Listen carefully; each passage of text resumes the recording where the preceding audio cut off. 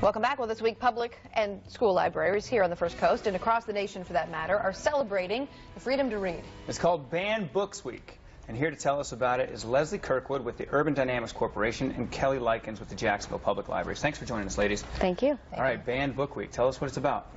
Well, back in 1992, the American Library Association and its partners responded to an overwhelming surge in banned and challenged books being called out to be removed from library shelves by creating Banned Books Week. And during this week every year, the end of September, libraries across the country celebrate the freedom to read and bring about awareness that censorship is still going on. And you tie this back to history and what happened with the Nazis and burning books, and you say this is really kind of bringing that history together with what you say is going on now. Well, there's a very... Not to the same extent. Of course Clearly. not. Thankfully, of course not. There's a very specific reason why locally we tie it to the Holocaust. There is a local Holocaust initiative called Remembering for the Future, and every year we look at themes from history of the Holocaust and connect it very directly to current events.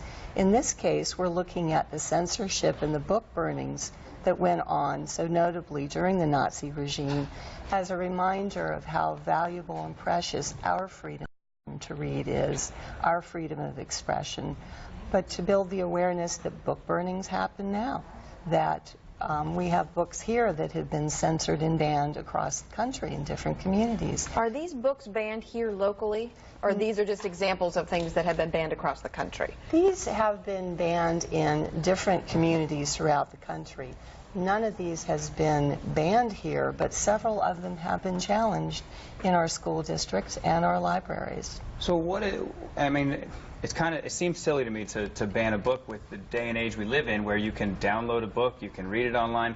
So what is their reasoning? What are they thinking? Like, oh, if we get rid of it here, nobody will be able to see it. Like, In a lot of cases, it's a parent or guardian who doesn't want their child or teen to read a certain book or view certain material. And so the library's stance is that we want to make all the materials available for anyone who wants to read it. If the parent doesn't want their child to read a certain book, then that's their right. But we're still going to keep it available in the library for the people who do want to read it. And very quickly, we have about a minute. Give us an idea of some of the books that you brought with you that have been banned in other places across the country. Well, I think you've got a wide variety here, and what's interesting is the reasons for which they were banned. Where the Wild Things Are, one of my favorite childhood books, banned for witchery and witchcraft and wizardry. To Kill a Mockingbird because of the racial tones and the treatment of the African Americans in the story. The Diary of Anne Frank, going back again to the Holocaust, has been banned in a number of communities in the country. Winnie the Pooh. What happened to Winnie the Pooh? What'd he do? Well, let me tell you about Anne Frank, because it was too depressing.